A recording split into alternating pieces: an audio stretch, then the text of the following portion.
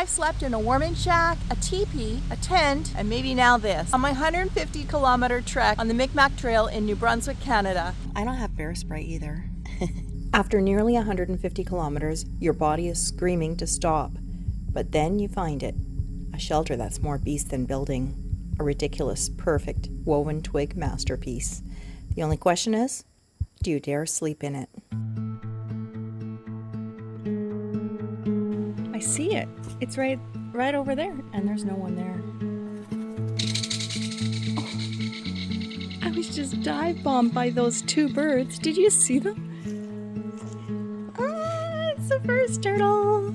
Okay, there's no table? Oh yes, there is. It's just backwards from all the others, which is fine. I've got a little shelf on this one. 2 clothes hangers. A nice, it's a deck. It's not just a step. Nice table, chairs, same as the other designs. Oh, and then there's the canoe, the paddle. Renee said if we had a marker, we could sign our names on this. I don't have a marker.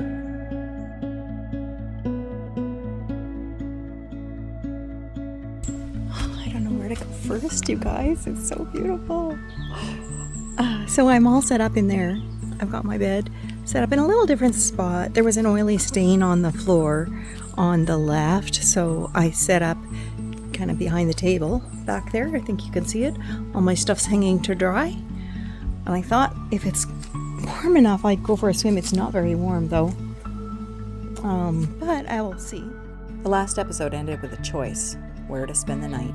I'd been hiking all day, and when I finally reached Eagle Campsite, I thought the decision was made.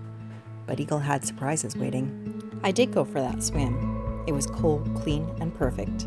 The kind that resets your body after 6 days of trail dust and drizzle. Then I started to explore. You guys, look at this. There was a teepee tucked off to one side. I've been here for like an hour. I'm just finding this. I thought since there was a shelter, there was no teepee. I'm going to have a look inside.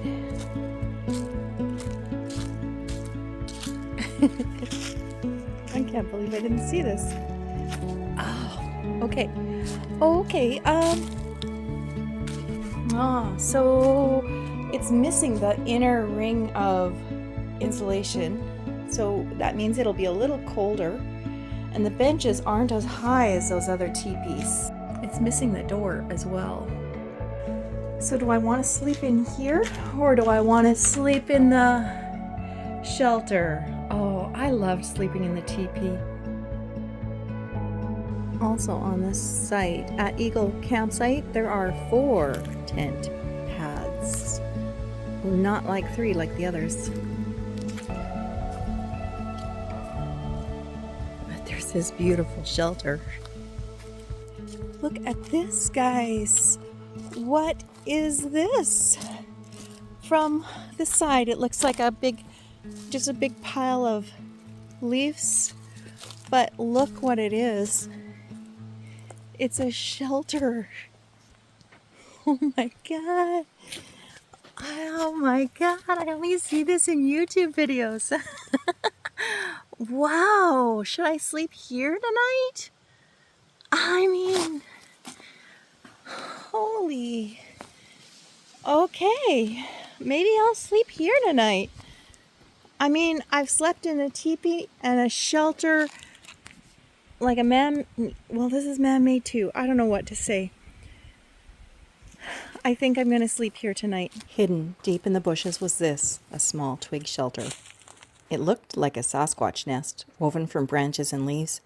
It was ridiculous and perfect.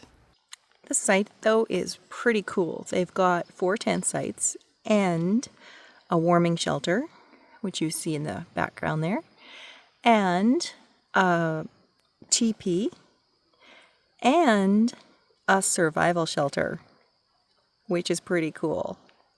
And that's where I'm going to sleep tonight. I have not had a chance to see what the September Stealth Camping Alliance challenge is, so I can't really say this is a stealth camping challenge, but it's kind of stealth camping.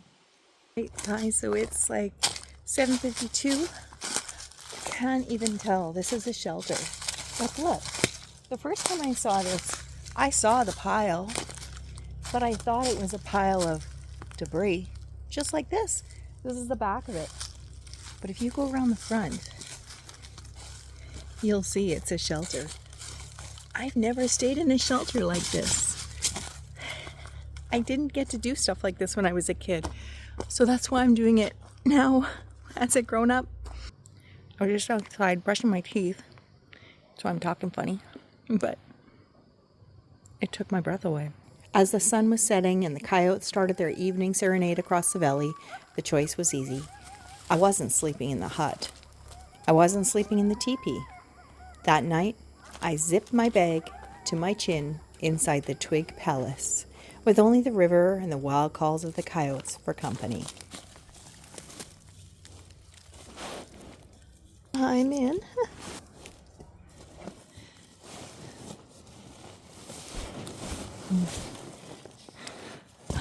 And I'm guaranteed to have some leaves and twigs in my hair after this. It's cozy though. Look at this.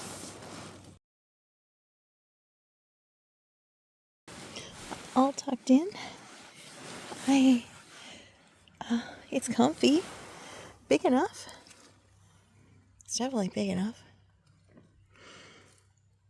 So it's tied to a tree at that side, and then at this side it's tied to another tree. So I don't think it's gonna fall down. You can see daylight through. So if it rains, it's probably not waterproof. I would definitely have a tarp underneath these branches, like over these twigs. Do this frame of twigs first, and then do a tarp, and then do those branches. But I've never done this before, so that's a rookie suggestion. Okay, so there was just a chipmunk on the roof, or a squirrel. He was running. I saw him. There's still a bit of daylight, so I can see. I just heard the coyotes. I don't have bear spray either. If I get scared, I'll go into the shelter or the teepee. The teepee's right across from this here. It's like about 50 feet. But I'd probably go to the shelter instead. And if I get scared, I'm tired. Guys, it's going to be an early morning tomorrow. So I want to do the 24 kilometers, and I want to get out before 5 p.m. so I can have a burger and French fries. Or do I want fish? I'm on the East Coast. Yeah, I want fish. I'll see what they got on the menu. So I'm going to say goodnight, and for now, I'll sign off. I don't think they're going to come in here. I guess I got a stick if they do. I don't know what that sound was. Good morning. It's about 20 to 7. Oh, I'm going to get up. I had a good night.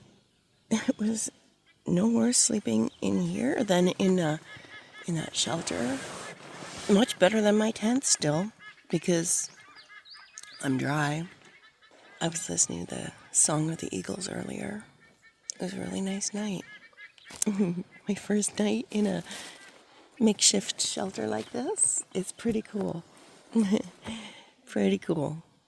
I'm gonna put my boots on and go over to that shelter and get my breakfast.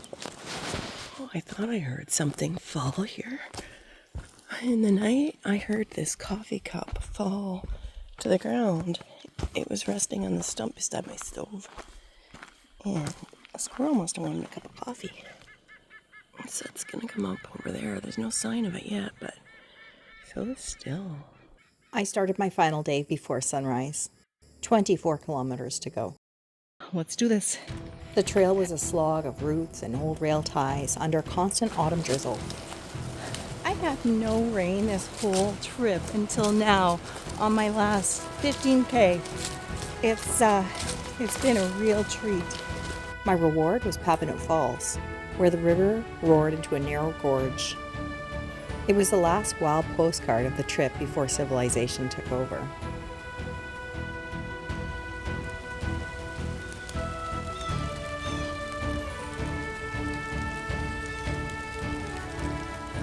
Here we go.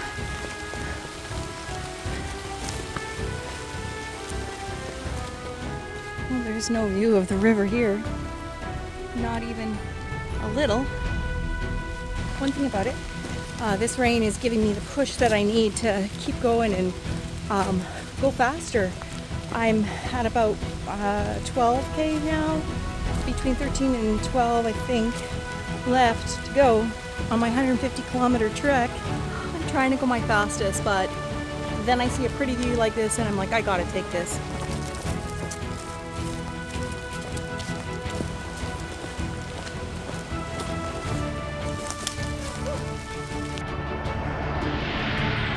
Just a few kilometers later, civilization announced itself with Basthurst city limits sign in the middle of a dairy farm. This is not hiking my usual manner. I gratefully accepted a ride from a guy just out for a Sunday drive who dropped me at my destination, Dally Point Nature Reserve. I made it. And then there they were in the parking lot. First Renee, who had become my main man for information about the trail, and our shuttle driver. He handed me an iced coffee the size of a fire hydrant. She just finished the Nepisiquit Mi'gmaq Trail in Bathurst, New Brunswick. It's 150 kilometers going from the highest point in the Maritimes, which is Mount Carleton, and right down to the sea. Total wilderness.